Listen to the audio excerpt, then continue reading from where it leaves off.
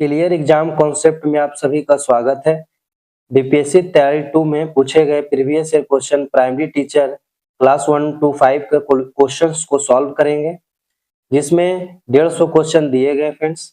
हम सिर्फ GK GS को सॉल्व करेंगे। इसमें 150 क्वेश्चन में 1 से लेके 8 तक इंग्लिश दिया गया है, 9 से लेके 30 तक फ्रेंड्स हिंदी दिया गया है, और 31 से लेके 46 तक बेसिक मैथ दिए गए, और 47 से लेकर 134 तक जीके जीएस दिए गए, जिसे हम सॉल्यूशन करेंगे। 34 से लेकर 134 क्वेश्चन तक को सॉल्यूशन करेंगे हम। 135 क्वेश्चन से लेके 150 क्वेश्चन तक रीजनिंग दिए गए। अगर आप सभी क्वेश्चंस को सॉल्व करना चाहते हैं फ्रेंड्स, तो इसका पीडीएफ जो है टेलीग्राम चैनल पर उपलब्ध है। आप क्लियर एग्जाम कॉन्सेप्ट सर्च कर इसे प्राप्त कर सकते हैं। नहीं मिलने पर फ्रेंड्स आप कमेंट जरूर करें, इसका लिंक मैं डाल दूंगा डिस्क्रिप्शन में। चलिए पहले क्वेश्चन की ओर बढ़ते हैं। पहला क्वेश्चन है धातु निष्कर्षण। धातु निष्कर्षण निम्नलिखित में से किसका उपयोग किया जाता है? तो धातु निष्कर्षण में कोक का प्रयोग किया जाता है। कोक का प्रयोग जो होता है धातु निष्कर्षण में किया जाता है। विशेष तरह देखते हैं, धातुओं के अयस्कों से धातु के निष्कर्षण में ईंधन के रूप में कोक का प्रयोग किया जाता है। ईंधन के रूप में कोक का प्रयोग किया जाता है। कोक का प्रयोग धातु कर्म प्रक्रिया में एक अपचायक कारक के रूप में होता है।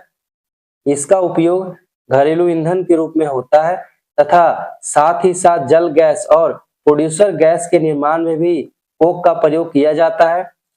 कोक कार्बन का एक रूप है। यह सरंध्र तथा भूरे काले रंग का पदार्थ है, जिसमें लगभग 98% कार्बन होता है। 98% कार्बन इसमें पाया जाता है। यह कार्बन का लगभग शुद्ध रूप होता है और जलने पर बहुत कम धुआं उत्पन्न करता है। नेक्स्ट क्वेश्चन की ओर बढ़ते हैं। प्रिज्म से गुजरने पर सबसे अधिक अपवर्तित होने वाला रंगीन प्रकाश कौन सा है? तो प्रिज्म से गुजरने पर सबसे अधिक अपवर्तित होने वाला रंगीन प्रकाश जो है बैगनी है। विशेष अध्ययन देखते हैं, जब श्वेत प्रकाश किसी प्रिज्म से होकर गुजरता है तो वह अपने 7 रंगों के घटक प्रकाश किरणों में विभक्त हो जाता है। इन 7 घटक रंग के प्रकाश में से बैगनी रंग के प्रकाश का अपवर्तनांक सबसे ज्यादा और लाल रंग के प्रकाश का अपवर्तनांक जो होता है सबसे कम होता है। अर्थात बैगनी रंग का जो होता है क्या होता है, प्रिज्म में जब ये परिवर्तित होता है तो प्रिज्म से क्या होता है, ये कम, सबसे ज्यादा क्या होता है, इसका विघटन होता है। तो ज्यादा विघटन होने के कारण इसका अपवर्तनांक क्या होता है, सबसे ज्यादा होता है। लाल रंग का अपवर्तनांक क्या होता है, सबसे कम होता है। प्रिज्म से गुजरने में सबसे अधिक अपवर्तित होने वाला रंगीन प्रकाश जो होता है बैगनी का प्रकाश होता है, तथा बैगनी रंग के प्रकाश की किरण सबसे अधिक विचलन भी प्रदर्शित करती है, जबकि लाल रंग के प्रकाश की किरण सबसे कम विचलन प्रदर्शित करती है। तो बैगनी रंग क्या क्या प्रदर्शित करता है, सबसे ज्यादा विचलन प्रदर्शित करता है, सबसे ज्यादा अपवर्तनांक किसका होता है। नेक्स्ट क्वेश्चन की ओर बढ़ते हैं। किसी चालक का प्रतिरोध समानुपाती होता है। तो किसी चालक का प्रतिरोध जो है वो समानुपाती होता है। किसके समानुपाती हमें बताना है, तो उसकी लंबाई के समानुपाती होता है। किसी चालक का प्रतिरोध जो है उसकी लंबाई के समानुपाती होता है। इसे फॉर्मूला के रूप में R प्रोपोर्शनल टू L लिख सकते हैं। प्रतिरोध के समानुपाती क्या होता है, लंबाई होता है। विशिष्ट अध्ययन देखते हैं, किसी चालक पदार्थ का प्रतिरोध उस चालक पदार्थ से होकर धारा के प्रवाह में उत्पन्न होने वाली बाधा की माप होता है। किसी चालक पदार्थ का प्रतिरोध R निम्न प्रकार से प्रदर्शित किया जाता है। ये फॉर्मूला है चालक पदार्थ का, इसे याद रखें। A का मतलब होता है क्षेत्रफल होता है, इस फॉर्मूला को जरूर याद रखें। A का मतलब चालक अनुप्रास्थ काट का क्षेत्रफल होता है। L माने लंबाई होता है। इस फॉर्मूला को याद रखने पर बहुत सारे क्वेश्चन आपको सॉल्यूशन के रूप में आएंगे फ्रेंड्स, क्योंकि इसी तरह के क्वेश्चन दिए जाते हैं। किसके समानुपाती है, क्या कम होने पर क्या ज्यादा होगा, क्या ज्यादा होने पर क्या कम होगा।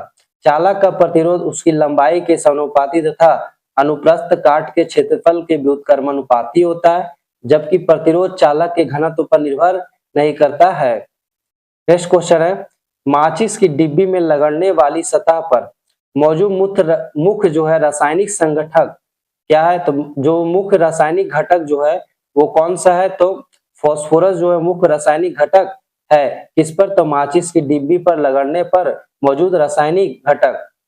विशेष अध्ययन देखते हैं, माचिस की डिब्बी में लगने वाली सतह पर मौजूद मुख्य घटक लाल फास्फोरस तथा बारीक पिसा हुआ कांच पाउडर होता है।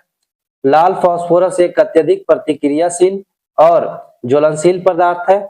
यह माचिस की तीली को डिब्बी पर रगड़ा जाता है तो उत्पन्न घर्षण और गर्मी के कारण लाल माचिस की तीली में मौजूद पोटेशियम क्लोरेट के साथ रासायनिक प्रतिक्रिया से गुजरता है, जिसके कारण उनके बीच अग्नि की लौ उत्पन्न होती है और माचिस की तीली जल उठती है, और माचिस की तीली जो होता है क्या, जल उठता है।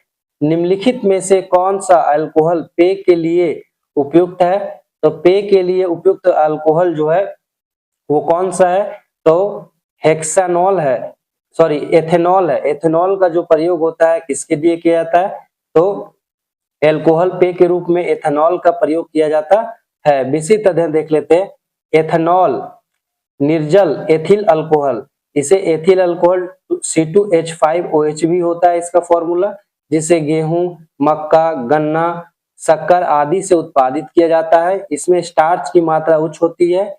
एथेनॉल का उपयोग पीने के लिए शराब के रूप में किया जाता है, जबकि मेथनॉल तथा हेक्सोनॉल आदि जैसे अल्कोहल शराब के रूप में पीने के लिए अनुपयुक्त माने जाते हैं। मेथनॉल का सूत्र क्या है, CH3OH होता है।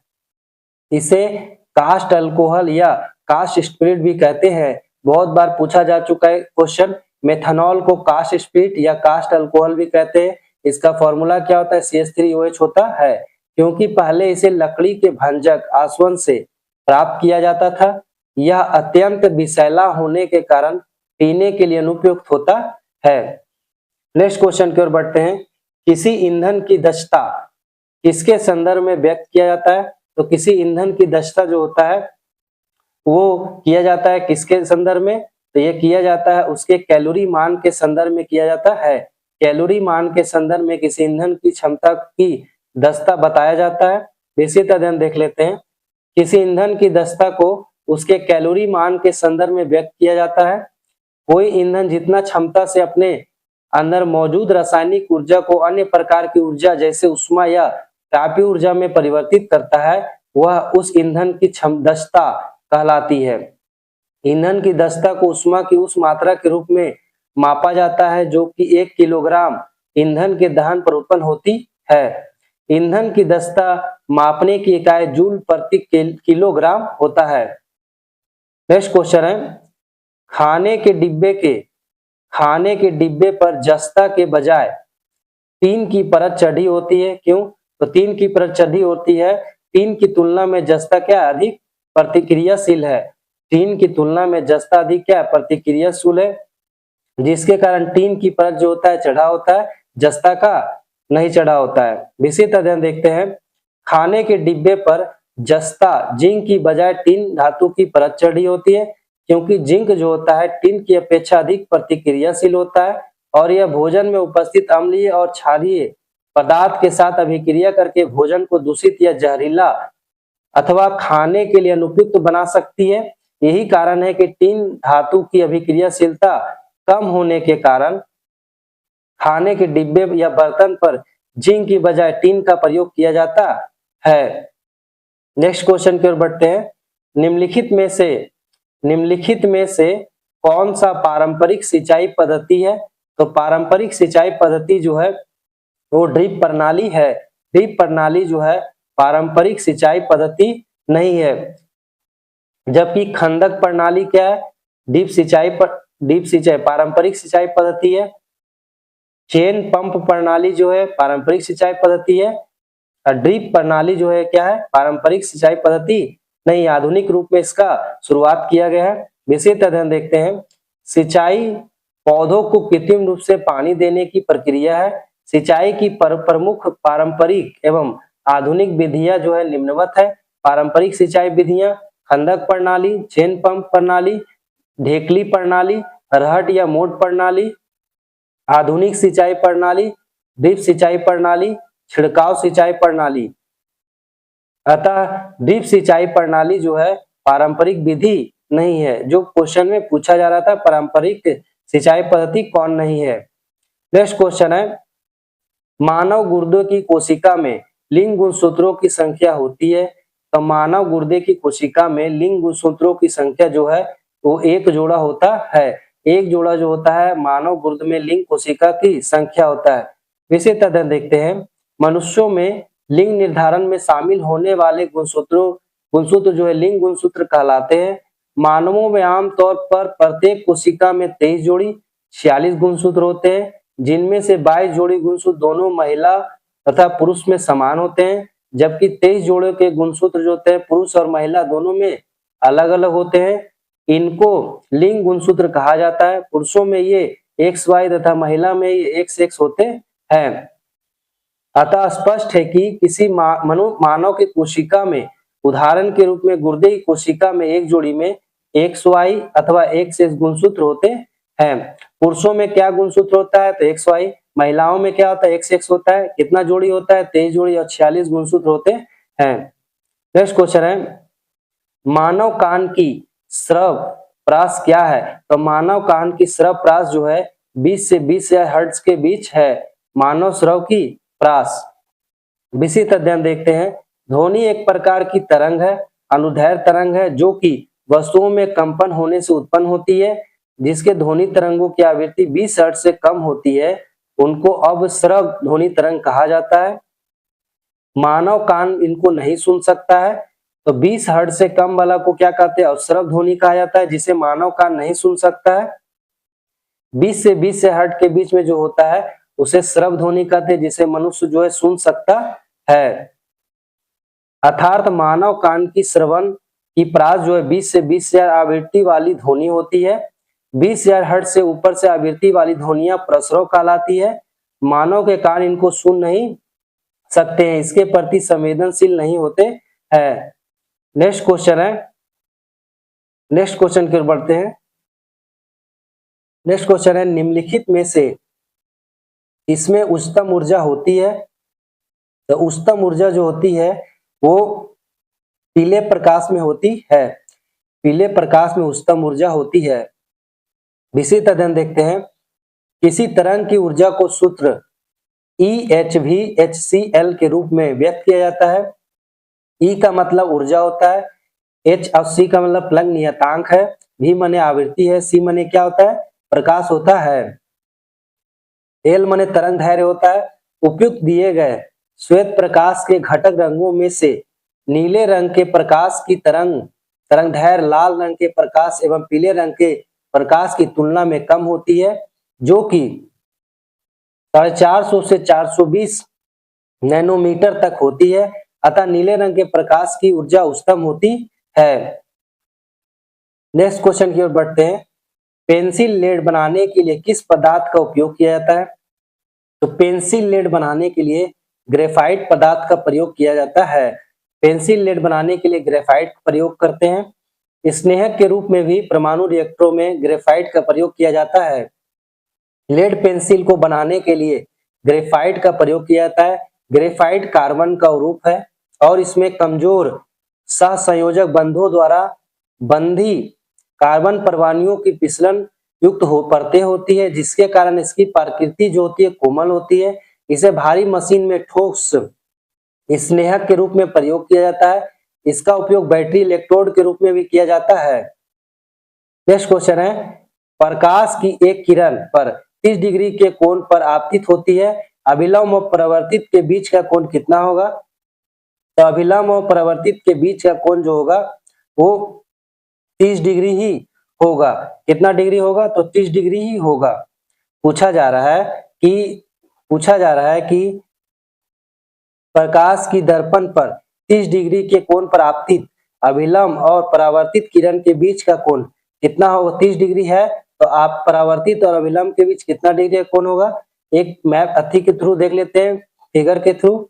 मान लीजिए ये अभिलंब है, ये क्या आपतित किरण है, ये क्या हुआ परावर्तित किरण हुआ। तो एंगल ऑफ इंसिडेंट हो गया, एंगल ऑफ रिफ्लेक्शन इसे कहते हैं। तो ये जो अगर आई है ये आर है तो आई बराबर क्या होता है आर होता है। एंगल ऑफ इंसिडेंट बराबर एंगल ऑफ रिफ्लेक्शन होता है। अगर इसका मान 30 डिग्री है आपतित किरण और अभिलंब के बीच तो अविलंब और परावर्तित के बीच 30 डिग्री भी होगा। ऑप्शन ए इसका बिल्कुल सही है। विशिष्ट अध्ययन देख लेते हैं।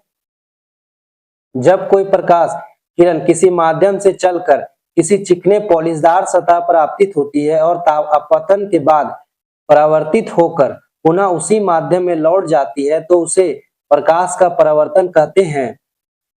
एक फिगर बनाया गया जो अभी हमने बताया था कि आपतित किरण है, ये परावर्तित किरण है, बीच में अविलंब है, ये 30 डिग्री है तो ये भी 30 डिग्री है। ये क्या आपतन कोण है, ये परावर्तित कोण है। नियम देख लेते हैं। परावर्तन के दो नियम है, आपतित किरण आपतन बिंदु और अविलंब और परावर्तित किरण तीनों एक ही तल पर होंगे। आपतन कोण का मान परावर्तन कोण के मान के क्या होगा, सदैव बराबर होगा। ये परावर्तन के दो नियम दिए गए हैं। नेक्स्ट क्वेश्चन की ओर बढ़ते हैं। आहार नली के दीवारों के संकुचन और विस्तार के लिए गति कहलाती है, तो क्रमानुकुचन गति कहलाती है, पेरिस्टिलिस्टिक गति कहलाती है। विशिष्ट अध्ययन देखते हैं। मानव की आहार नली के दीवारों के संकुचन और विस्तार की गति कर्मानुकुचन कहलाती है। यह गति मानव की समस्त पाचक नली अर्थात ग्रस्त नली से लेकर महालाशय तक होती रहती है, जिसके द्वारा मानव के द्वारा खाया हुआ और पाचित आहार निरंतर आगे की ओर अग्रसारित होता रहता है। रक्त वाहिकाओं तथा श्वसनिकाओं में भी इसी प्रकार की गति संपन्न होती है। नेक्स्ट क्वेश्चन की ओर बढ़ते हैं। मस्तिष्क के कौन से भाग रक्तचाप को नियंत्रित करता है, तो मस्तिष्क का जो है पोन्स, मेडुला और सेरिबेलम जो है वो रक्तचाप को नियंत्रित करता है।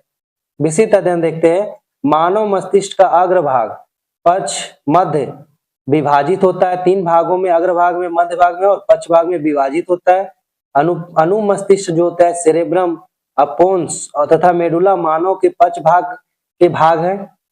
मेडुला मानव मस्तिष्क का वह भाग है जो कि अनैच्छिक क्रियाओं को नियंत्रित करता है, जैसे हृदय का धड़कन, रक्त दाब को नियंत्रित करना, पाचन करना, खांसना, छींकना, लार आना, निगलना, उल्टी होना इत्यादि। मस्तिष्क का अंतिम भाग है जो कि मेरुरज्जु से जुड़ा होता है। कभी कभी पूछा जाता है कि अनु मस्तिष्क, पोन्स, मेडुला जो होते हैं किसके भाग है, तो पक्ष भाग है। ये भी पूछा जाता है कि अनैच्छिक क्रिया किस कौन कौन सी है, ये भी पूछ लिया जाता है। मेडुला ऑब्लोंगेटा में कौन कौन सी क्रिया होती है। इससे बहुत सारे क्वेश्चन बनते हैं मस्तिष्क से, इसे आप एकदम बिल्कुल ध्यान से पढ़ ले। चलिए नेक्स्ट क्वेश्चन की ओर बढ़ते हैं। निम्नलिखित में से कौन सबसे कम घर्षण उत्पन्न करता है, तो सबसे कम घर्षण उत्पन्न करने वाला है रोलिंग घर्षण जो है सबसे कम घर्षण उत्पन्न करता है। विशिष्ट अध्ययन देखते हैं। फिसलन घर्षण वह घर्षण होता है जो दो संपर्क सतहों के बीच सापेक्ष फिसलन गति का विरोध करता है, जबकि रोलिंग घर्षण उन सतहों के बीच कार्य करता है जिनके बीच बेलनाकार गति सड़क पर साइकिल की गति होती है, जबकि दो स्थैतिक सतहों जब उनके बीच गति होनी ही वाली हो के बीच कार्य करने वाले घर्षण बल को स्थैतिक घर्षण बल कहा जाता है। इसके मध्य संबंधित निम्न प्रकार है। स्थैतिक घर्षण, फिसलन घर्षण, रोलिंग घर्षण। स्थैतिक घर्षण हो गया पहला, फिर हो गया फिसलन घर्षण हो गया, उसके बाद रोलिंग घर्षण हो गया। चलिए नेक्स्ट क्वेश्चन की ओर बढ़ते हैं। नाबार्ड के अध्यक्ष है, तो नाबार्ड के अध्यक्ष कौन है, तो नाबार्ड के अध्यक्ष जो है साजी के बी है। साजी के बी नाबार्ड के अध्यक्ष है। नाबार्ड की स्थापना कब हुआ था ये जान लेते हैं। तो नाबार्ड की स्थापना जो है वो 12 जुलाई 1982 ईस्वी को शिवरामन समिति की सिफारिश पर हुआ था। बहुत बार पूछा जा चुका है किस समिति की सिफारिश पर जो है राष्ट्रीय कृषि एवं ग्रामीण विकास बैंक नाबार्ड की स्थापना किया गया था, तो शिवरामन समिति कब किया गया था, 12 जुलाई 1982 को। नेक्स्ट क्वेश्चन है ओएनजीसी के अध्यक्ष कौन है, तो ओएनजीसी के अध्यक्ष जो है अभी वर्तमान में श्री अरुण कुमार सिंह है। श्री अरुण कुमार सिंह जो है ओएनजीसी के अध्यक्ष है। चलिए नेक्स्ट क्वेश्चन की ओर बढ़ते हैं। इटली की प्रधानमंत्री कौन है, तो इटली की प्रधानमंत्री वर्तमान में जॉर्जिया मेलोनी है। जॉर्जिया मेलोनी जो है इटली की प्रधानमंत्री है। नेक्स्ट क्वेश्चन है 5वीं बाघ गणना रिपोर्ट 2022 के अनुसार भारत में बाघों की संख्या कितना है, तो बाघों की संख्या 3167 है। बाघ रिपोर्ट जो है 5वीं बार आया था वो 2022 ईस्वी में 3167 अभी बाघों की संख्या है। विशेष अध्ययन देखते हैं, 5वीं बाघ गणना रिपोर्ट 2022 के अनुसार भारत में बाघों की संख्या जो है 3167 है। यहाँ दुनिया के 70% से अधिक जंगली बाघों का निवास है। भारत में बाघों के संरक्षण के लिए 1973 प्रोजेक्ट टाइगर शुरू किया गया है। यह देश के राष्ट्रीय उद्योग में बाघों के लिए आश्रय एवं संरक्षण प्रदान करता है। नेक्स्ट क्वेश्चन है, 2023 की घटना बिपरजॉय था। तो 2023 की घटना जो है बिपरजॉय है, यह उष्णकटिबंधीय चक्रवात था। बिपरजॉय क्या है? तो उष्णकटिबंधीय चक्रवात है। विस्तृत अध्ययन देख लेते हैं। वर्ष 2023 की घटना बिपरजॉय एक उष्णकटिबंधीय चक्रवात था जिसने गुजरात और राजस्थान के कुछ हिस्से को प्रभावित किया था। यह चक्रवात 6 जून 2023 को दक्षिण पूर्व अरब सागर के ऊपर विकसित हुआ था। इसको बिपरजॉय नाम बांग्लादेश द्वारा दिया गया था। बंगाली भाषा में बिपरजॉय का अर्थ आपदा है। नेक्स्ट क्वेश्चन है, मध्याह्न भोजन योजना का नया नाम क्या है? तो मध्याह्न भोजन योजना का नया नाम पूछा जा रहा है, तो ये है पीएम पोषण योजना। मध्याह्न भोजन योजना को पीएम पोषण योजना कहा जाता है। विस्तृत अध्ययन देखते हैं, मध्याह्न भोजन योजना केंद्र सरकार द्वारा प्रायोजित, जिसकी शुरुआत 1995 ईस्वी में किया गया था। वर्ष 2021 ईस्वी में इस योजना का नाम परिवर्तित कर प्रधानमंत्री पोषण शक्ति योजना पीएम पोषण योजना कर दिया गया था। इस योजना का मुख्य उद्देश्य भूखमरी कुपोषण को समाप्त करना व प्राथमिक विद्यालयों में नामांकन और छात्रों की उपस्थिति में वृद्धि करना है। नेक्स्ट क्वेश्चन की ओर बढ़ते हैं, थावे महोत्सव 2023 का आयोजन कहाँ हुआ था? तो थावे महोत्सव 2023 का आयोजन जो है वो कहाँ किया गया, ये पूछा जा रहा है। थावे महोत्सव 2023 का आयोजन जो होता है हमेशा गोपालगंज में होता है। बिहार के गोपालगंज में थावे महोत्सव का आयोजन हमेशा किया जाता है। इस प्रकार ऑप्शन इसका ही बिल्कुल सही होगा। ऑप्शन में गोपालगंज नहीं दिया हुआ है। चलिए पढ़ देते हैं इसके बारे में। विस्तृत अध्ययन, थावे महोत्सव बिहार के गोपालगंज में हर साल आयोजित होने वाला एक महोत्सव है। यह महोत्सव वर्ष 2012 में से हर साल आयोजित किया जाता है। इस उत्सव का उद्देश्य जो है बिहार के गोपालगंज में पर्यटन को बढ़ावा देने और थावे दुर्गा मंदिर के प्रति आकर्षण बढ़ाने के उद्देश्य से किया जाता है। फ्रेंड्स, अगर चैनल आपको मेरा अच्छा लगता है तो सब्सक्राइब जरूर कर ले और बेल आइकन जरूर प्रेस कर दे ताकि आपको नोटिफिकेशन मिल सके। इसी प्रकार के वीडियो आपको मिलते रहेंगे फ्रेंड्स, चाहे तैयारी 1 हो, 2 हो, 3 हो, क्लास 9 हो, 10 हो, 11 हो, 12 हो, सभी के क्वेश्चन इसमें अपलोड किए जाएंगे। आप इसे प्रैक्टिस के रूप में देखिए, रिवीजन करिए, इसका पैटर्न समझिए। फ्रेंड्स, करेंट अफेयर्स जो है बहुत ज्यादा हार्ड नहीं पूछा गया था। जो ज्यादा फेमस थे, मतलब चलते फिरते करंट अफेयर्स को पूछा गया। आप इस पीडी को फॉलो करके इसे पढ़ सकते हैं, कोई दिक्कत नहीं है। उसी से क्वेश्चन बहुत सारे आपको आ जाएंगे। चलिए नेक्स्ट क्वेश्चन की ओर बढ़ते हैं। बिहार सरकार की स्टेट आइकॉन है, तो बिहार सरकार की जो स्टेट आइकॉन है वो मैथिली ठाकुर है। बिहार सरकार की स्टेट आइकॉन कौन है? तो मैथिली ठाकुर है। विशेष अध्ययन देखते हैं, बिहार चुनाव आयोग द्वारा जारी 2023 को लोक गायिका मैथिली ठाकुर को बिहार राज्य का स्टेट आइकॉन नियुक्त किया गया है। वर्ष 2021 में मैथिली ठाकुर को बिहार के लोक संगीत में उनके योगदान के लिए संगीत नाटक अकादमी के उस्ताद बिस्मिल्लाह खान युवा पुरस्कार से सम्मानित किया था। नेक्स्ट क्वेश्चन है, जल जीवन मिशन की सकल बजट राशि कितना है? तो जल जीवन मिशन की सकल बजट राशि जो है 2025 ईस्वी में 67,000 करोड़ रुपया है। 67,000 करोड़ रुपया जो है 2025 में जल जीवन मिशन की सकल बजट राशि है। नेक्स्ट क्वेश्चन की ओर बढ़ते हैं, क्लस्टर आधारित गांवों के विकास की योजना का नाम क्या है? तो क्लस्टर आधारित गांवों की विकास योजना का जो नाम है वो है doctor Shyama Prasad Mukherjee carbon mission. विस्तृत अध्ययन देखते हैं,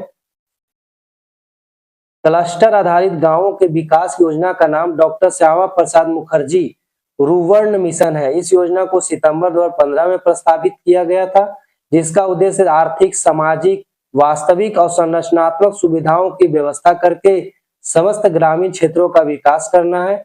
इस मिशन के अंतर्गत 14 वांछित घटकों की सिफारिश की गई है। नेक्स्ट क्वेश्चन है, the Chipko movement a people's history नामक पुस्तक के लेखक कौन है? ये Chipko movement a people's history नामक पुस्तक के लेखक जो है वो शेखर पाठक है। शेखर पाठक के द्वारा लिखा गया पुस्तक है।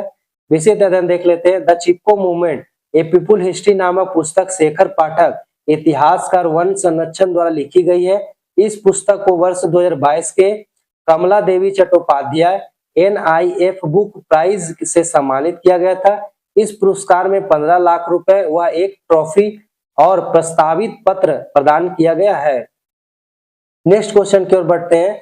विश्व ब्रेल लिपि दिवस मनाया जाता है, तो विश्व ब्रेल लिपि दिवस जो है 4 जनवरी को मनाया जाता है। विश्व ब्रेल लिपि दिवस प्रत्येक 4 जनवरी को विश्व ब्रेल लिपि दिवस मनाया जाता है। यह दिवस ब्रेल लिपि की खोज करने वाले लुईस ब्रेल के जन्म दिवस के अवसर पर मनाया जाता है। वर्ष 2024 के विश्व ब्रेल लिपि दिवस की थीम क्या था? Empowerment through inclusion and delivery. Next question की ओर बढ़ते हैं। भारत गौरव पर्यटन रेलगाड़ी के संबंध में कौन सा कथन जो है सही है? भारत गौरव पर्यटन रेलगाड़ी के संबंध में कथन दिए गए। अब पूछा जा रहा है कौन सा कथन सही है। पहले कथन की ओर चलते हैं। इसका 16 अप्रैल 2023 को शुभारंभ हुआ था। बिल्कुल इसका 16 अप्रैल 2023 को शुभारंभ किया गया था। इसकी नई दिल्ली रेलवे स्टेशन में शुरुआत हुआ था। इसकी नई दिल्ली रेलवे स्टेशन से शुरुआत किया गया था भारत पर्यटन रेलगाड़ी का। तीसरा दिया गया इसका 25 दिसंबर 2022 में शुरुआत हुआ था। नए इसका 16 अप्रैल 2023 को शुरुआत किया गया था। इस प्रकार ए और बी ऑप्शन जो है सही है। ऑप्शन इसका डी बिल्कुल सही होगा उपयुक्त में से एक से अधिक, क्योंकि 2 ऑप्शन जो है सही है। विशिष्ट अध्ययन की ओर बढ़ते हैं। भारत गौरव पर्यटन रेलगाड़ी की शुरुआत 16 अप्रैल 2023 को भीमराव अंबेडकर की 132वीं जयंती के अवसर पर नई दिल्ली रेलवे स्टेशन से किया गया था। नेक्स्ट क्वेश्चन है। अज्ञात शवों के DNA का डाटाबेस रखने वाला भारत का प्रथम राज्य कौन सा है? तो भारत का प्रथम राज्य जो है हिमाचल प्रदेश है। उन्होंने अज्ञात शवों के DNA का डाटाबेस रखने वाला प्रथम राज्य है। विशिष्ट अध्ययन देख लेते हैं। अज्ञात शवों के DNA का डाटाबेस रखने वाला भारत का प्रथम राज्य हिमाचल प्रदेश है। इस राज्य सरकार के द्वारा इस पहल को अप्रैल 2022 में शुरू किया गया था। इस डाटाबेस के निर्माण के समय से अब तक कुल 150 अज्ञात शवों के DNA सैंपल का डेटाबेस तैयार किया जा चुका है। नेक्स्ट क्वेश्चन है। आसियान 2023 शिखर सम्मेलन का आयोजन कहाँ किया गया था, किस देश में? तो 2023 का दिया गया, हम 2024 का देख लेते हैं करंट वाला। तो आसियान शिखर सम्मेलन 2024 का आयोजन जो होता है बैंकॉक में किया गया था। और बैंकॉक में जो है 44वां और 45वां शिखर सम्मेलन आयोजित किया गया था आसियान का 2024 में बैंकॉक में। नेक्स्ट क्वेश्चन की ओर बढ़ते हैं। 10 मई 2023 को पिट्सबर्ग क्लाइमेट डायलॉग सम्मेलन की मेजबानी करने वाला देश कौन है?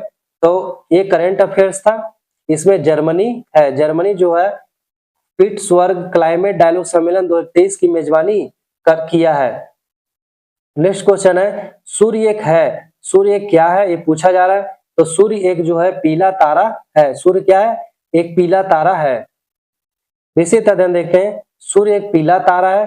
सूर्य के पीले दिखने के पीछे स्कैटरिंग ऑफ लाइट प्रकाश का प्रकीर्णन को बताया जाता है। हम जानते हैं कि सूर्य से आने वाली किरणें 7 अलग अलग रंगों की होती है और वायुमंडल से गुजरने से कुछ किरणें चारों ओर वायुमंडल में बिखर जाती है, जिससे सूर्य और उसकी रोशनी हमें पीली दिखती है और सूर्य को पीला तारा समझ आ जाता है। नेक्स्ट क्वेश्चन है। ग्लोब पर 1 डिग्री के अंतराल पर खींची गई अक्षांश रेखाएं होती है। तो ग्लोब पर 1 डिग्री के अक्षांश पर खींची गई जो अक्षांश रेखाएं होती है वो 179 होती है, 179 होता है। फ्रेंड्स, ग्लोब पर इस प्रकार से अक्षांश रेखाएं खींची जाती है। ये 0 डिग्री है। इस प्रकार से 1 2 3 4 करके बिंदु तक को 90 खींचा जाता है। फिर यहाँ से 1 2 3 4 करके बिंदु तक 90 खींचा जाता है। इस प्रकार 90 90 हो गया, 180 हो गया और 0 डिग्री को अगर काउंट करते हैं तो 181 हो जाता है अक्षांश रेखा है। परंतु अगर बिंदु को हम ना ले, बिंदु रेखा नहीं है फ्रेंड्स, फिर भी इसमें गिन लिया गया। बिंदु को अगर हम छोड़ दे अक्षांश रेखा के रूप में तो 181 में से 2 घट के 179 बचते हैं। इसे आप फिर फ्रेंड्स इसका जो कंफ्यूजन आप एकदम बिल्कुल याद रखें। अगर बिंदु को छोड़ देंगे तो 179 होंगे रेखाएं। अगर बिंदु को इसमें ऐड करते हैं तो 181 होंगे अक्षांश रेखाएं। चलिए नेक्स्ट क्वेश्चन की ओर बढ़ते हैं। विशिष्ट अध्ययन देख लेते हैं। अक्षांश रेखाएं काल्पनिक रेखाएं होती है। इसकी संख्या जो है अनंत होती है, लेकिन पृथ्वी के लिए 1 डिग्री के अंतराल पर कल्पित रेखाएं जाने पर अक्षांश रेखाओं की संख्या 90 प्लस 1 करके 181 होती है। यदि पृथ्वी के दोनों ध्रुवों पर अक्षांश रेखाएं ना माने जाए, क्योंकि ये दोनों एक एक बिंदु है, तो अक्षांश रेखाओं की कुल संख्या 179 होती है। 1 डिग्री के अंतराल पर खींचे जाने पर इन्हीं दो क्रमागत अक्षांश रेखाओं के बीच की दूरी 111 किलोमीटर होती है। नेक्स्ट क्वेश्चन की ओर बढ़ते हैं। नेक्स्ट क्वेश्चन है, कोसी मैदान की समुद्र तल से औसत ऊंचाई कितना है? तो कोसी मैदान की समुद्र तल से औसत ऊंचाई जो है वो 300 मीटर है। 300 मीटर जो है कोसी से औसत ऊंचाई है। विस्तृत अध्ययन देख लेते हैं। कोसी नदी का मैदान भारत में स्थित भारत के पूर्वी भाग का मैदान है। यह मैदान कोसी नदी के आसपास के क्षेत्र में फैला हुआ है। कोसी नदी भारत के हिमालय पर्वत श्रृंखला से निकलकर भारत के पूर्व प्रांत बिहार में बहती हुई अंततः बंगाल की खाड़ी में गिरती है। कोसी नदी की समुद्र तल से ऊंचाई जो है 300 मीटर है। कोसी नदी प्रतिवर्ष आने वाली बाढ़ के कारण भारी तबाही मचाती है, जिसके कारण कोसी को बिहार का अभिशाप भी कहा जाता है। बिहार का शोक भी कोसी नदी को कहा जाएगा। नेक्स्ट क्वेश्चन की ओर बढ़ते हैं। जीवाश्म के आधार पर मानव का उत्पत्ति केंद्र है। तो जीवाश्म के आधार पर मानव का जो उत्पत्ति केंद्र है वो क्या है? तो जीवाश्म के आधार पर मानव का उत्पत्ति केंद्र अफ्रीका की रिफ्ट घाटी है। अफ्रीका की रिफ्ट घाटी जो है जीवाश्म के आधार पर मानव उत्पत्ति का केंद्र है। नेक्स्ट क्वेश्चन विस्तृत अध्ययन देख लेते हैं। जीवाश्म के आधार पर मानव का उत्पत्ति केंद्र अफ्रीका महाद्वीप। अफ्रीका द्वीप में मानव प्रजाति की उत्पत्ति मध्य प्लूस्टोसीन युग में अंत में अनुमानित की गई है, जो कि हार्टो प्रथम और एवं द्वितीय और लेवेंटाइन जैसे जीवाश्मों के अध्ययन पर आधारित है, जिनका अफ्रीका महाद्वीप में स्कूहुल और कफजेह नामक स्थानों से प्राप्त किया जाता था। नेक्स्ट क्वेश्चन है, दो समुदायों के मध्य सांस्कृतिक संपर्क कहलाता है। तो दो समुदायों के मध्य जो है सांस्कृतिक संपर्क एक्सरेशन कहलाता है। एक्सरेशन कहलाता है। विस्तृत अध्ययन देखते हैं। दो समुदायों के मध्य सांस्कृतिक संपर्क को एक्सरेशन कहा जाता है। इसे सामाजिक, मनोवैज्ञानिक और सांस्कृतिक बदलाव के रूप में संदर्भित किया जाता है, जिसमें एक समाज या संगठित रूप से संबंधित कोई व्यक्ति या समुदाय किसी अलग अलग समुदाय या संगठन के तौर तरीके व मान्यताएं समझकर उसका भाग बनता है। ऐसा प्रवास के रूप में अधिकतर होता है जब कोई व्यक्ति या समुदाय देश को छोड़कर किसी अन्य देश में जाकर बसता है और वहां के दूसरे लोगों या समुदाय के बीच पारस्परिक मेलजोल बढ़ाता है। नेक्स्ट क्वेश्चन की ओर बढ़ते हैं। बरौनी तेल शोधक संयंत्र बिहार के किस जिले में स्थित है? तो बरौनी तेल शोधक संयंत्र जो है बिहार के कहाँ स्थित है फ्रेंड्स? तो ये स्थित है बेगूसराय जिले में स्थित है। बरौनी तेल शोधक संयंत्र जो है बेगूसराय जिले में स्थित है। इसी तरह देखते हैं। बरौनी भारत के बिहार राज्य के बेगूसराय जिले के कस्बा में स्थित है। यहाँ गंगा नदी के किनारे बसा हुआ है। यह बिहार का एक औद्योगिक कस्बा शहर है। यहाँ पर बरौनी तेल शोधन कारखाना तथा बरौनी थर्मल पावर स्टेशन स्थापित किए गए हैं।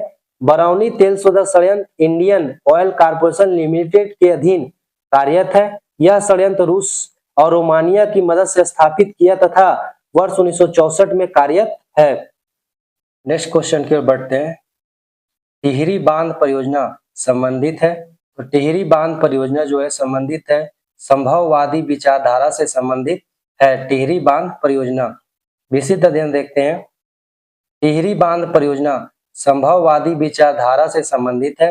मानव भूगोल में संभववाद एक ऐसे संप्रदाय स्कूल के रूप में स्थापित हुआ है जिसकी विचारधारा और दर्शन इस बात का समर्थन करते हैं कि औद्योगिक क्रांति के पश्चात मानव ने अपनी सृजन शक्ति से प्रकृति की गतिशील शक्तियों जैसे बहता जल, परिवाहित मिट्टी, वनस्पति एवं स्थायी शक्तियों, धरातल, खनिज पदार्थ आदि का अपने हित में एवं तत्वों के गुणों के अनुसार उनका उपयोग करता रहा है। इससे उसका विकास भी क्या हुआ, इससे इसका विकास भी हुआ है। गौरतलब है कि संभववाद की विचारधारा का सर्वप्रथम प्रतिपादन इतिहासकार लुसियन फेरो ने अपनी पुस्तक ज्योग्राफिकल इंट्रोडक्शन ऑफ हिस्ट्री में सन 1925 ईस्वी में किया था। उत्तराखंड में टिहरी बांध भारत में भागीरथी नदी पर बना सबसे ऊंचा बांध है। तो उत्तराखंड में टिहरी बांध है, किस नदी पर है, तो भागीरथी नदी पर है और सबसे ऊंचा बांध है। बहुत बार ये क्वेश्चन पूछा जा चुका है। चलिए नेक्स्ट क्वेश्चन की ओर बढ़ते हैं। नेक्स्ट क्वेश्चन है, निम्नलिखित में से कौन सी उड़ीसा का स्थानांतरित कृषि है। तो उड़ीसा का जो स्थानांतरित कृषि है ये पूछा जा रहा है हमसे, तो है पोंडू जो है उड़ीसा का स्थानांतरित कृषि है। उड़ीसा का स्थानांतरित कृषि कौन सा है, तो पोंडू है। विशिष्ट अध्ययन देखते हैं। उड़ीसा और आंध्र प्रदेश में झूम खेती स्थानांतरण कृषि को पोंडू के नाम से जाना जाता है। स्थानांतरण कृषि एक आदिम प्रकार की कृषि है जिसमें पहले वृक्षों तथा वनस्पतियों को काटकर उन्हें जला दिया जाता है और साफ की गई भूमि पर पुराने उपकरणों से जुताई करके बीज बो दिए जाते हैं। जब तक मिट्टी में उर्वरता विद्यमान रहती है इस भूमि पर खेती की जाती है। इसके पश्चात इस भूमि को छोड़ दिया जाता है। बेवर और दहियार बुंदेलखंड क्षेत्र मध्य प्रदेश में इसे कहा जाता है। पेंडा इसे मध्य प्रदेश महाराष्ट्र में कहा जाता है झूम खेती को। नेक्स्ट क्वेश्चन है, बलूचिस्तान में चालवासी का तंबू कहलाता है। तो बलूचिस्तान में चालवासी का तंबू कहलाता है, किजसी कहलाता है। विशिष्ट अध्ययन देखते हैं। बलूचिस्तान में चालवासी खानाबदोश का तंबू किजिसी कहलाता है। खानाबदोश के रूप में उन लोगों के रूप में परिभाषित किया जाता है जो हर समय एक ही स्थान पर रहने के बजाय एक स्थान से दूसरे स्थान पर अपना जीवन व्यतीत करते हैं। नेक्स्ट क्वेश्चन की ओर बढ़ते हैं। नेक्स्ट क्वेश्चन है, बिहार के किस जिले में रेशमी वस्त्र का उत्पादन सर्वाधिक होता है। तो बिहार के भागलपुर जिले में रेशमी वस्त्र का उत्पादन सबसे अधिक होता है। विशिष्ट अध्ययन देखते हैं। बिहार के भागलपुर जिले में रेशमी वस्त्र का उत्पादन सर्वाधिक होता है। यह जिला रेशम उद्योग से भी जुड़ा है और पूरे भारत में अपने टसर रेशम और भागलपुरी साड़ी के लिए प्रसिद्ध है। भागलपुर को भारत के रेशम शहर के रूप में भी जाना जाता है। नेक्स्ट क्वेश्चन है, जनसंख्या घटने से मानव भूमि अनुपात। तो जनसंख्या घटने से मानव भूमि अनुपात जो है क्या होता है, बढ़ता है। विशिष्ट अध्ययन देख लेते हैं। जनसंख्या घटने से मानव भूमि अनुपात जो होता है बढ़ता है। विभिन्न देशों की जनसंख्या की तुलना सामान्य उन देशों के जनसंख्या के अनुपात के रूप में की जाती है। इस विधि में मनुष्य और भूमि अनुपात को ध्यान में रखते हुए तुलनात्मक अध्ययन किया जाता है। इस तरीके में किसी क्षेत्र की कुल जनसंख्या के वितरण को देश के क्षेत्रफल में समान रूप से विस्तृत मानते हुए प्रति वर्ग किलोमीटर क्षेत्र में कितनी जनसंख्या निहित होती है के अनुसार गणना की जाती है। नेक्स्ट क्वेश्चन है, बिहार के किस जिले में मक्का का उत्पादन सर्वाधिक होता है। तो बिहार के किस जिले में मक्का का उत्पादन सर्वाधिक होता है। तो मुजफ्फरपुर जिले में मक्का का उत्पादन जो होता है सर्वाधिक होता है। विशिष्ट अध्ययन देख लेते हैं। बिहार के मुजफ्फरपुर जिले में मक्का का उत्पादन सर्वाधिक होता है। मक्का के कुल उत्पादन के मामले में देश में बिहार जो है दूसरे स्थान पर है। पहले स्थान पर तमिलनाडु है। बिहार के पूर्णिया में, कटिहार में, भागलपुर, मधेपुरा, सहरसा, खगड़िया और समस्तीपुर जिले में मक्का का उत्पादन होता है। नेक्स्ट क्वेश्चन है, 1857 के नेता वीर कुंवर सिंह किस स्थान से संबंधित थे। तो 1857 के नेता वीर कुंवर सिंह जगदीशपुर से संबंधित थे। कभी कभी क्वेश्चन घुमाकर भी पूछा जाता है, बिहार से 1857 की क्रांति में कौन संबंधित थे। तो वीर कुंवर सिंह जगदीशपुर के जमींदार थे। विशिष्ट अध्ययन देखते हैं। विशिष्ट अध्ययन में 1857 की क्रांति में कुछ नेता दिए गए और उससे संबंधित स्थान दिए गए जहां से उन्होंने नेतृत्व किया था। तो कुंवर सिंह जगदीशपुर से किए थे और बिहार से बोला जाता है। नाना साहब कानपुर से, जनरल बख्त खां दिल्ली से, बेगम हजरत महल लखनऊ से, रानी लक्ष्मीबाई झांसी से की थी। नेक्स्ट क्वेश्चन है, 1876 में इंडियन एसोसिएशन की स्थापना किसने किया था। तो 1876 ईस्वी में इंडियन एसोसिएशन की स्थापना सुरेंद्र नाथ बनर्जी के द्वारा किया गया था। फ्रेंड्स घटना चक्र आधुनिक भारत का आप जरूर पढ़े, बिल्कुल एकदम सेम सेम क्वेश्चन वहां से आ रहे हैं, आप उसे जरूर ध्यान पूर्वक पढ़े, उसका वीडियो अपलोड किया गया है। विशिष्ट अध्ययन देखते हैं। इंडियन एसोसिएशन की स्थापना जुलाई 1876 ईस्वी में कलकत्ता में हुआ था। इस एसोसिएशन की स्थापना सुरेंद्र नाथ बनर्जी ने किया था, जो उस समय गर्म दल के नेता समझे जाते थे। इस एसोसिएशन का उद्देश्य भारत में शक्तिशाली जनमत का निर्माण करना तथा समान राजनीतिक हितों और महत्वाकांक्षाओं के आधार पर विविध भारतीय जातियों तथा वर्गों का एकीकरण करना था। नेक्स्ट क्वेश्चन है, विदेश में भारतीय राष्ट्रीय ध्वज प्रथम बार किसने फहराया था? तो विदेश में भारतीय राष्ट्रीय ध्वज जो है प्रथम बार मैडम भीखाजी कामा के द्वारा फहराया गया था। विशिष्ट अध्ययन देखते हैं। मैडम भीखाजी कामा एक भारतीय स्वतंत्रता सेनानी थी, जिन्होंने 1907 में पहली बार विदेशी धरती जर्मनी के स्टटगार्ट नगर में भारतीय झंडा फहराया था। भीखाजी कामा को भारतीय क्रांति की जननी के रूप में जाना जाता है। अगला क्वेश्चन है, अब्दुल कलाम आजाद के द्वारा किस पत्रिका का संपादन किया गया था? अब्दुल कलाम आजाद के द्वारा अल हिलाल पत्रिका का संपादन किया गया था। फ्रेंड्स घटना चक्र में सब क्वेश्चन दिए गए प्रीवियस ईयर में, आप बिल्कुल पढ़िए उसे, क्योंकि फ्रेंड्स बीपीएससी के द्वारा लिया जा रहा है, तो घटना चक्र बहुत ही इंपॉर्टेंट है। विशिष्ट अध्ययन देख लेते हैं। कुछ संपादक दिए गए और पत्रिका दिया गया है। अल हिलाल अब्दुल कलाम आजाद द्वारा, कॉमरेड मोहम्मद अली जौहर द्वारा, जमींदार जो है मौलाना जफर अली खान द्वारा, बंगाल गजट गंगाधर भट्टाचार्य के द्वारा संपादक किया गया है। नेक्स्ट क्वेश्चन है, महात्मा गांधी एंड बिहार सम रेमिनेंसेस के लेखक कौन है? तो महात्मा गांधी एंड बिहार सम रेमिनेंसेस के लेखक जो है डॉक्टर राजेंद्र प्रसाद है। बहुत बार क्वेश्चन ये पूछा गया, महात्मा गांधी एंड बिहार सम रेमिनेंसेस के लेखक कौन है? तो डॉक्टर राजेंद्र प्रसाद। विशिष्ट अध्ययन देखते हैं। कुछ पुस्तक और उसके लेखक दिए गए।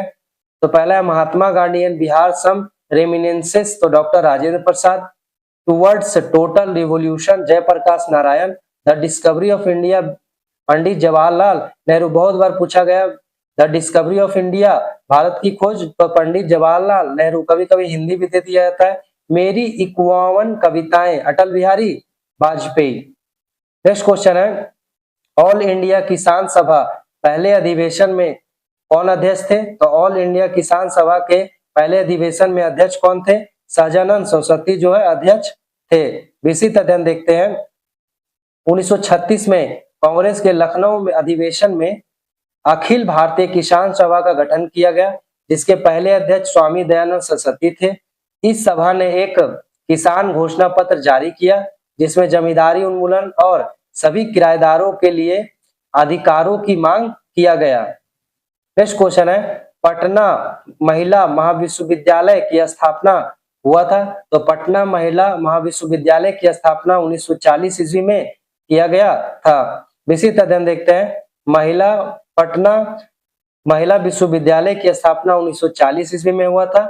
इस कॉलेज का संचालन 1870 ईस्वी में एक स्थापित एक स्वदेशी शैक्षिक निकाय सिस्टर ऑफ एपोस्टोलिक कॉमर्स द्वारा किया गया था।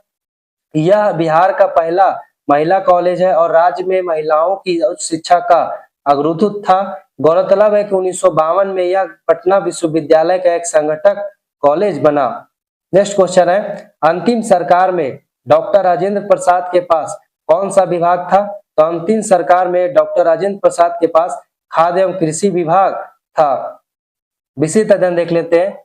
वर्ष 1946 में डॉक्टर राजेंद्र प्रसाद पंडित जवाहरलाल नेहरू के अंतिम सरकार में खाद्य एवं कृषि मंत्री के रूप में शामिल हुए। डॉक्टर राजेंद्र प्रसाद ने कृषि उत्पादन को अधिक से अधिक बढ़ाने और किसानों की समस्या को दूर करने का दृढ़ प्रयास किया था। उन्होंने अधिक अन्न उपजों का नारा दिया था। उल्लेखनीय है कि 2 सितंबर 1946 को भारत की अंतिम सरकार अस्थायी सरकार का रूप में गठन किया गया था। नेक्स्ट क्वेश्चन है, किस वर्ष ऑल इंडिया वुमेन कॉन्फ्रेंस की स्थापना किया गया था? तो ऑल इंडिया वुमेन कॉन्फ्रेंस की स्थापना जो है 1927 ईस्वी में किया गया था। विशिष्ट अध्ययन देखते हैं। अखिल भारतीय महिला सम्मेलन ऑल इंडिया वुमेन्स कॉन्फ्रेंस की स्थापना 1927 ईस्वी में किया गया था। दिल्ली में एक गैर सरकारी संगठन है। इस सम्मेलन की शुरुआत महिला की शिक्षा को बढ़ावा देने के लिए की गई थी। नेक्स्ट क्वेश्चन है 1905 में बंगाल विभाजन 16 अक्टूबर 1905 को किस दिवस के रूप में मनाया गया था?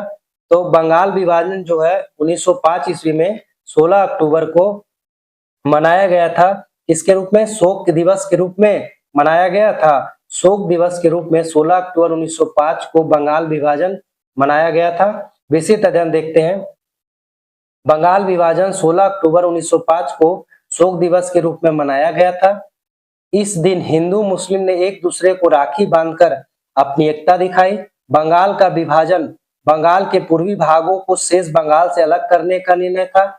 इसकी घोषणा 19 जुलाई 1905 को भारत के वायसराय लॉर्ड कर्जन ने किया था। यह विभाजन जो है 16 अक्टूबर 1905 को प्रभावी हुआ था। नेक्स्ट क्वेश्चन है किस आंदोलन के दौरान बिहार विद्यापीठ की स्थापना किया गया था? तो बिहार विद्यापीठ की स्थापना जो है वो असहयोग आंदोलन के द्वारा किया गया था। बिहार विद्यापीठ की स्थापना विशिष्ट अध्ययन देखते हैं। असहयोग आंदोलन के दौरान बिहार विद्यापीठ की स्थापना किया गया था।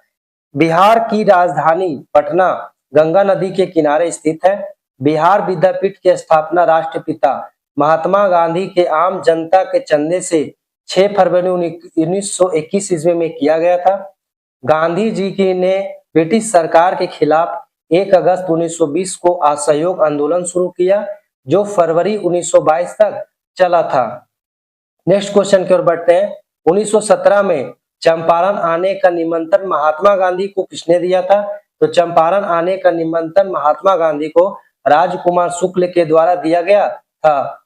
विशिष्ट अध्ययन देखते हैं। 1917 में चंपारण आने का निमंत्रण महात्मा गांधी को राजकुमार शुक्ल ने दिया था। महात्मा गांधी के चंपारण आगमन से सत्याग्रह आंदोलन की शुरुआत हुआ। यह सत्याग्रह बगान मालिकों द्वारा प्रयुक्त तिनकटिया पद्धति के विरोध में किया गया एक अहिंसक आंदोलन था जिसने भारत में गांधी जी के सत्य अहिंसा के ऊपर लोग विश्वास को सुदृढ़ किया। नेक्स्ट क्वेश्चन है द व्हील्स ऑफ हिस्ट्री इतिहास के पहिए नामक पुस्तक किसके द्वारा लिखा गया है? तो यह राम मनोहर लोहिया के द्वारा लिखा गया है। द व्हील्स ऑफ हिस्ट्री नामक पुस्तक इतिहास के पहिए। विशिष्ट अध्ययन देखते हैं। कुछ पुस्तक और उसके लेखक दिए गए। The wheels of history Ram Manohar Lohia, Gita रस लोकमान्य बाल गंगाधर तिलक, प्रिजन डायरी 1975 जयप्रकाश नारायण के द्वारा लिखा गया पुस्तक है। नेक्स्ट क्वेश्चन की ओर बढ़ते हैं। निम्नलिखित में से भारत की स्वतंत्रता के प्रति मुस्लिम लीग के दृष्टिकोण के बारे में कौन सा सही है? ये हमसे पूछा जा रहा है। चलिए ऑप्शन की ओर चलते हैं। पहला ऑप्शन है कि 1942 में क्रिप्स मिशन का प्रस्ताव इस आधार पर स्वीकार किया गया था कि पाकिस्तान की मांग को स्वीकारा नहीं गया था। बिल्कुल ऑप्शन ये जो है बिल्कुल सही है। नेक्स्ट चलते हैं। इसने केवल बेबेल योजना 1945 को अस्वीकृत किया क्योंकि उनकी स्वतंत्रता पाकिस्तान की मांग को यह कमजोर कर सकती थी। ये भी बिल्कुल सही ऑप्शन दिया गया है। तीसरा ऑप्शन है कैबिनेट मिशन प्रस्तावों को अस्वीकार किया गया और 1946 में गांधी कार्रवाई का सहारा लिया गया। ऑप्शन ए, बी और सी तीनों सही है। इसका ऑप्शन जो होगा उपयुक्त में से एक से अधिक सही होगा। फ्रेंड्स इसका विशिष्ट अध्ययन देखते हैं ताकि पूरा कंफ्यूजन जो है क्लियर हो जाए, दोबारा हमसे रिवीजन हो जाए। भारत की स्वतंत्रता के प्रति मुस्लिम लीग के दृष्टिकोण के संदर्भ में दिए गए प्रश्नों में एक से अधिक विकल्प सही है फ्रेंड्स, क्योंकि मुस्लिम लीग को किस मिशन के प्रावधानों में मुसलमानों के आत्मनिर्धारण के सिद्धांत तथा पृथक पाकिस्तान की मांग को स्वीकारा नहीं गया था। लॉर्ड बेबल ने भारत में गतिरोध को हल करने के लिए ब्रिटिश सरकार के प्रस्तावों को भारत की जनता के सामने प्रसारित किया, जिसे बेबल योजना कहा गया है।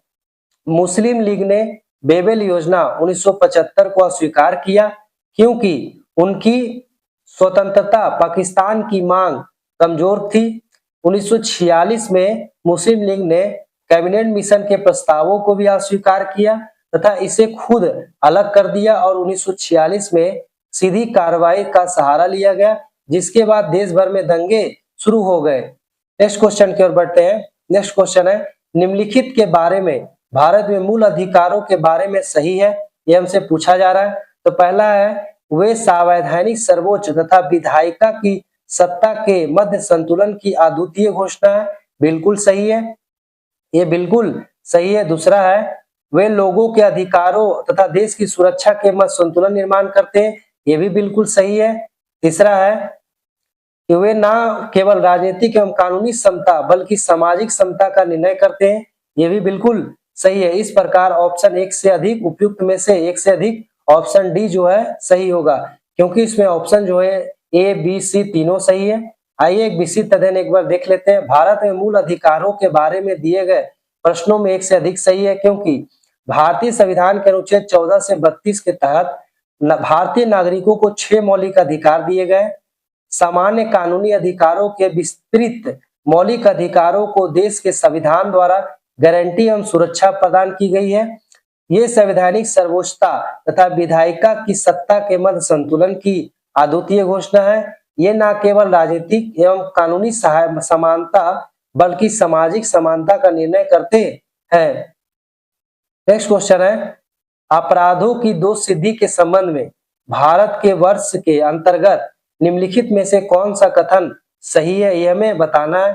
पहला है भारत के संविधान में दोहरे दंड का प्रावधान नहीं है, बिल्कुल सही है। भारत के संविधान में एक गलती के लिए दोहरा दंड नहीं दिया जा सकता है। दूसरा है संविधान में अपराध से अधिक दंड से सुरक्षा दिया गया, बिल्कुल संविधान में अपराध से अधिक दंड में सुरक्षा दिया गया है, बी भी बिल्कुल सही है। तीसरा है देश में उसी अपराध के लिए एक सरकारी कर्मचारी के विरुद्ध न्यायिक तथा विभागीय कार्रवाई की जा सकती है, ये बिल्कुल गलत है। इस प्रकार ए और बी जो है ऑप्शन सही है, तो उपयुक्त में से एक से अधिक ऑप्शन डी इसका बिल्कुल सही होगा। विस्तृत अध्ययन देख लेते हैं। भारत के अंतर्गत अपराधों की दोष सिद्धि के संबंध में दिए गए प्रश्नों में से एक से अधिक विकल्प सही है, क्योंकि भारतीय संविधान के अनुच्छेद 20(2) में यह कहा गया है कि किसी भी व्यक्ति को एक ही अपराध के लिए एक से अधिक बार गिरफ्तार या दंडित नहीं किया जा सकता है। अर्थात भारतीय संविधान में दोहरे दंड का प्रावधान नहीं किया गया एवं संविधान में अपराध से अधिक दंड सुरक्षा दिया गया है। नेक्स्ट क्वेश्चन है भारतवर्ष में संघवाद के संदर्भ में निम्नलिखित में से कौन सा कथन जो है वो सत्य है। तो एक अर्ध संघीय राज्य देश के अंतर्गत भारतीय संघवाद का परिणाम है, ऑप्शन ए जो है बिल्कुल इसका सही है। विस्तृत अध्ययन देख लेते हैं। इसका विस्तृत अध्ययन भारतवर्ष में संघवाद के संदर्भ में कथन एक अर्ध संघीय राज्य देश के अंतर्गत भारतीय संघवाद का परिणाम सत्य है।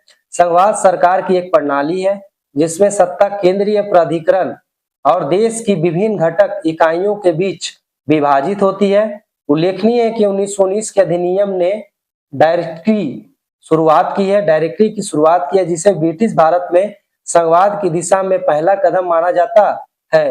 नेक्स्ट क्वेश्चन है भारत एक एकीकृत न्यायपालिका रखता है क्योंकि भारत जो है एक एकीकृत न्यायपालिका रखता है क्योंकि भारत में एक मौलिक विधि तथा सर्वोच्च स्तर पर सर्वोच्च न्यायालय और उसके नीचे उच्च न्यायालय के साथ न्याय पाया जाता है, बिल्कुल सही है। दूसरा है कि उच्च न्यायालय के न्यायाधीश राष्ट्रपति द्वारा नियुक्त किए गए जाते हैं, ये भी बिल्कुल सही है। उच्च न्यायालय के न्यायाधीश जो है राष्ट्रपति द्वारा नियुक्त किए जाते हैं। नेक्स्ट है उच्च न्यायालय के केंद्रीय शासन के उपभाग के रूप में गठित किए गए, ये भी बिल्कुल सही है। इस प्रकार ऑप्शन ए, बी और सी जो है बिल्कुल सही है तीनों। तो उपयुक्त में से एक से अधिक जो है ऑप्शन सही है, ऑप्शन डी बिल्कुल इसका सही होगा। चलिए विस्तृत अध्ययन देख लेते हैं। भारत एकीकृत न्यायपालिका रखता है क्योंकि भारत में एक मौलिक विधि तथा सर्वोच्च स्तर पर सर्वोच्च न्यायालय और उसके नीचे उच्च न्यायालय के तथा न्याय पाया जाता है। मुख्य न्यायाधीश और उच्च न्यायालय के न्यायाधीशों की नियुक्ति संविधान अनुच्छेद के खंड 217 में अनुच्छेद और खंड 1 के तहत राष्ट्रपति द्वारा किया जाता है। तो उच्च न्यायालय और मुख्य न्यायाधीश की नियुक्ति 217 अनुच्छेद के तहत खंड 1 के तहत राष्ट्रपति के द्वारा किया जाता है। उच्च न्यायालय राज्य के न्यायिक प्रशासन के प्रमुख होते हैं। उच्च न्यायालय केंद्रीय शासन के एक उपभाग के रूप में गठित किया गया है। नेक्स्ट क्वेश्चन है भारत में दबाव समूह निम्नलिखित में से किससे पीड़ित है।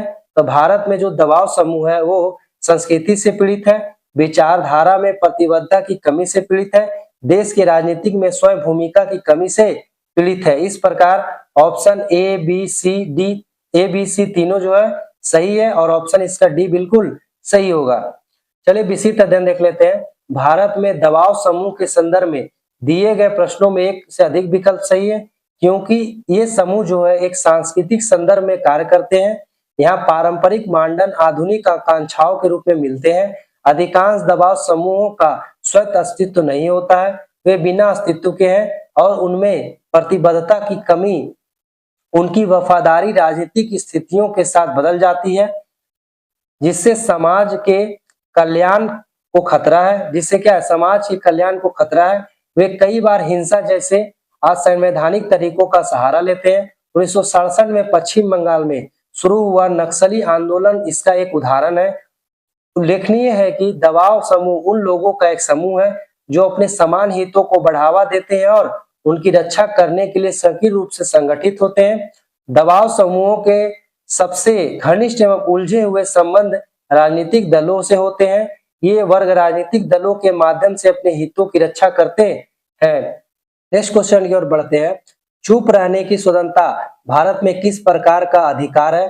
तो चुप रहने की स्वतंत्रता जो है भारत में एक प्रकार का क्या है, मूल अधिकार है। चुप रहने की स्वतंत्रता भारत में क्या है, तो मूल अधिकार है। इसी तरह देखते हैं, भारत में चुप रहने की स्वतंत्रता एक मूल अधिकार है जिसे संविधान के अनुच्छेद 20(3) में निहित किया गया है। इसके अनुसार किसी भी व्यक्ति को अपने खिलाफ गवाह बनाने के लिए मजबूर नहीं किया जा सकता है। यह प्रावधान आरोपी को आत्मदोषारोपण के खिलाफ अधिकार देता है, जो कानून का एक मौलिक सिद्धांत है। नेक्स्ट क्वेश्चन है, सूची 1 को सूची 2 से सुमेलित करना है। ये बताना है कौन सा सुमेलित है। चलिए देखते हैं, सूची 1 को सूची 2 से सुमेलित करते हैं। तो पहला है कि कार्य की न्याय संगत एवं मनोचित दशाएं जो है वो किससे संबंधित है, तो आर्टिकल 42 से संबंधित है। उसके बाद है कर्मकारों की निर्वहन मजदूरी, तो कर्मकारों की निर्वहन मजदूरी जो अनुच्छेद 43 से संबंधित है। और कार्य की न्याय संगत एवं अनुचित दशाएं अनुच्छेद 42 से संबंधित है। समान सिविल संहिता जो है अनुच्छेद 44 से संबंधित है। उसके बाद प्रोटेक्शन ऑफ प्लेसेस ऑब्जेक्ट राष्ट्र महत्व के सम्मान एवं वस्तुओं का संरक्षण जो है अनुच्छेद 49 से संबंधित है। विशिष्ट अध्ययन देख लेते हैं ताकि पूरा क्लियर हो जाए। इसका ऑप्शन जो है बिल्कुल सही है। चलिए विशिष्ट अध्ययन की ओर बढ़ते हैं। कार्य की न्याय संगत एवं अनुचित दशाएं अनुच्छेद में है, तो 42 अनुच्छेद में है। कर्मकारों की निर्वहन मजदूरी अनुच्छेद 43 में है। समान सिविल संहिता जो अनुच्छेद 44 में है। राष्ट्रीय महत्व के स्थान एवं वस्तुओं का संरक्षण अनुच्छेद 49 में है। नेक्स्ट क्वेश्चन है, निम्नलिखित में से भारत में जिला नियोजन समितियों का मुख्य उद्देश्य कौन सा है? तो भारत में जिला नियोजन समितियों का मुख्य उद्देश्य जो है ये पूछा जा रहा है कौन सा है। तो पहला है पंचायत और नगर पालिकाओं की योजनाओं को एकीकृत करना, पहला भी सही है। दूसरा देखते हैं ऑप्शन, जनपद की प्रारूपी योजना तैयार करना, ये भी बिल्कुल सही है। तीसरा है पंचायतों के मध्य एकीकृत दृष्टिकोण विकसित करना, ये भी बिल्कुल सही है। इसका इस अनुसार ए, बी और सी जो ऑप्शन है बिल्कुल सही ऑप्शन इसका डी होगा। फ्रेंड्स ये ध्यान देखना है, ये नहीं कि पहला ऑप्शन पढ़ना है और सही उत्तर है तो टिक करके आगे बढ़ जाना है, नहीं, इसमें उपयुक्त में से एक से अधिक दिया गया ऑप्शन, तो ये भी ध्यान रखना है। नेक्स्ट क्वेश्चन की ओर बढ़ते हैं, विशिष्ट अध्ययन देख लेते हैं।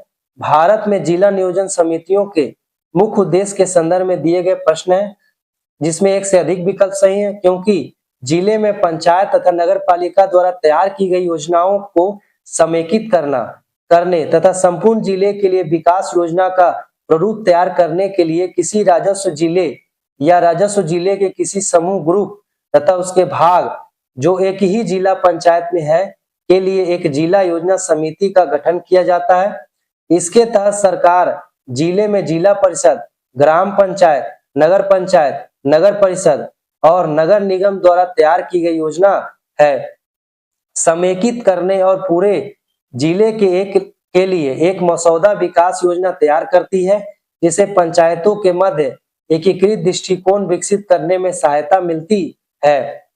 नेक्स्ट क्वेश्चन है, दूरदर्शन का ध्येय वाक्य क्या है? तो दूरदर्शन का ध्येय वाक्य जो है वो सत्य शिवम सुंदरम है। दूरदर्शन का ध्येय वाक्य क्या है? तो सत्य शिवम सुंदरम है।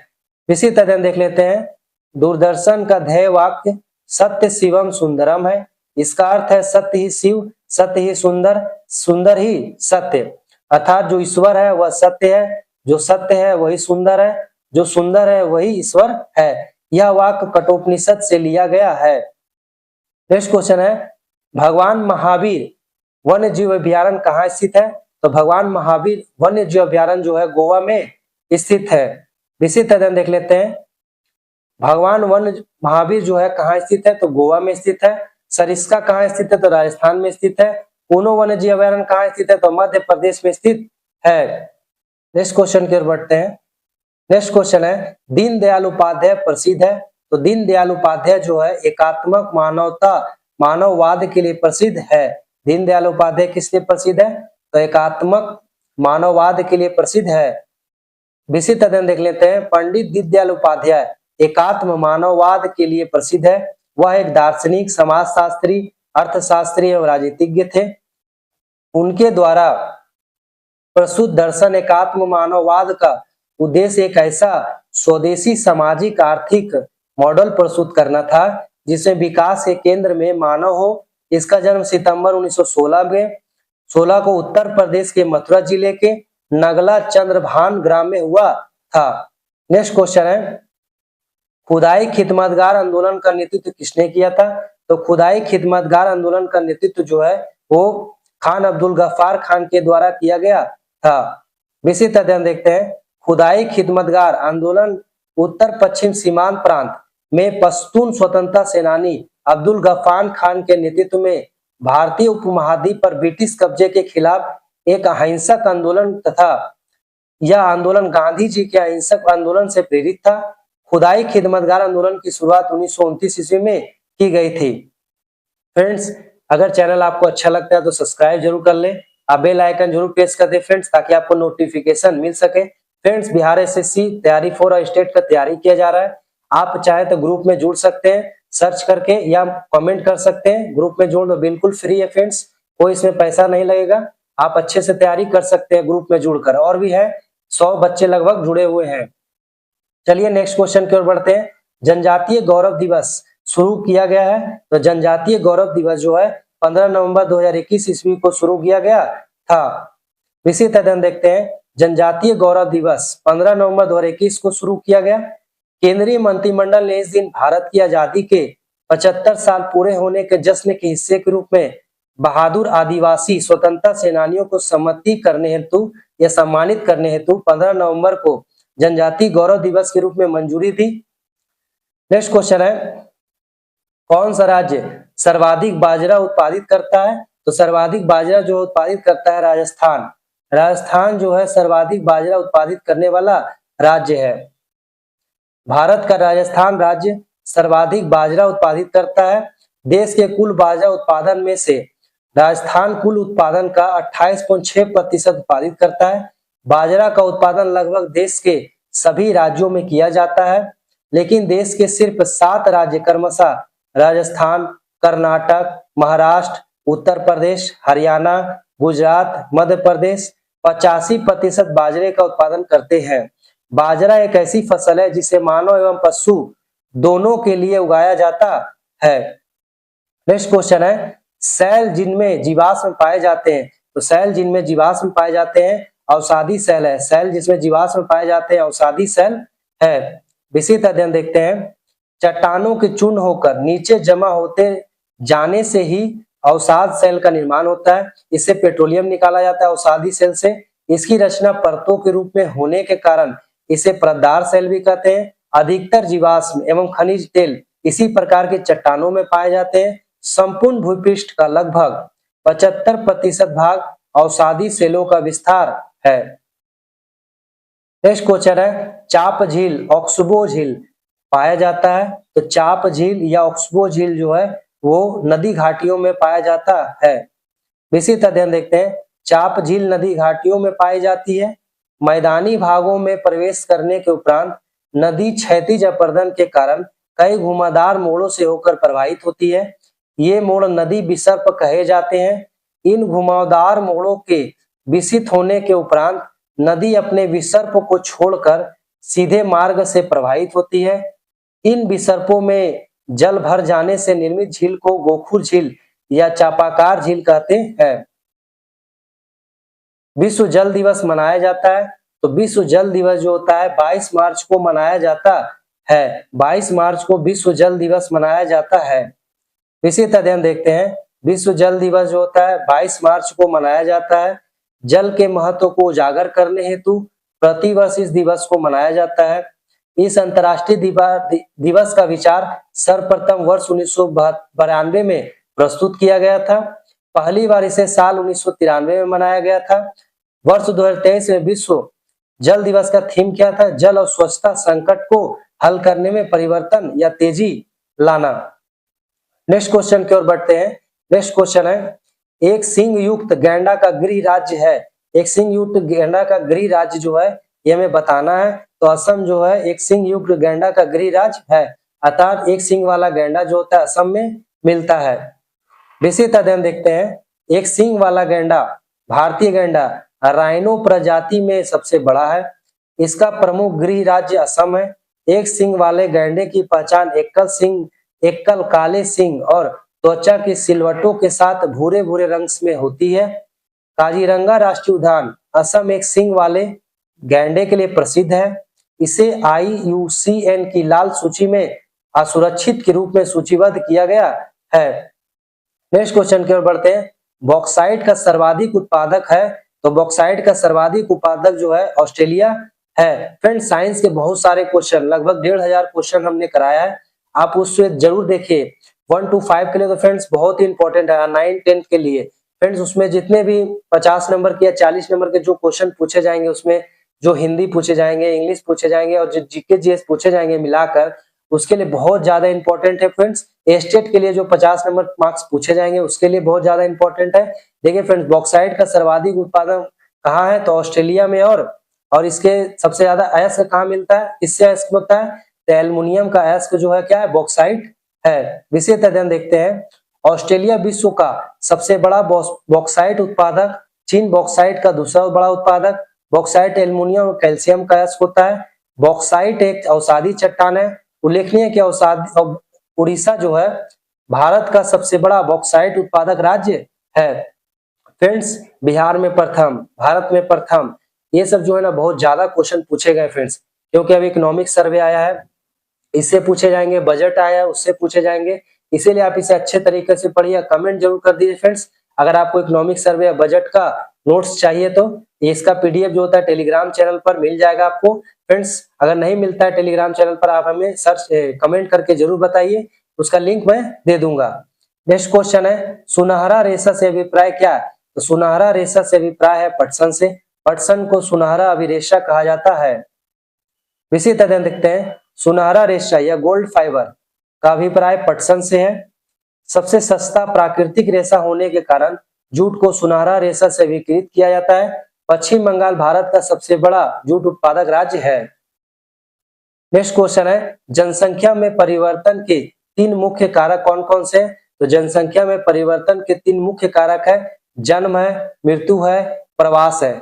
जनसंख्या में परिवर्तन के 3 मुख्य कारक जन्म, मृत्यु और प्रवास है। विस्तृत अध्ययन देख लेते हैं। जन्म, मृत्यु एवं प्रवास जनसंख्या में परिवर्तन के 3 प्रमुख कारण है। ये तीनों कारक जो है जनसंख्या अध्ययन के क्षेत्र में महत्वपूर्ण है। जनसांख्यिकी मानव जनसंख्या का वैज्ञानिक अध्ययन है।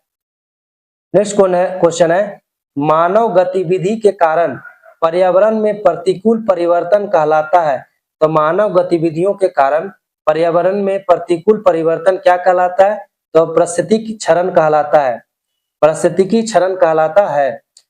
विस्तृत अध्ययन देख लेते हैं। मानव गतिविधियों के कारण पर्यावरण में प्रतिकूल परिवर्तन पारिस्थितिकी क्षरण कहलाता है। पारिस्थितिकी क्षरण से पर्यावरण विशेष रूप से वायु, जल, भूमि के भौतिक, रासायनिक व जैविक अभिलक्षणों में अवांछित परिवर्तन से मानववादी, वन्यजीव, औद्योगिक प्रक्रिया व सांस्कृतिक विरासत, भवन, स्मारक पर प्रतिकूल प्रभाव पड़ता है।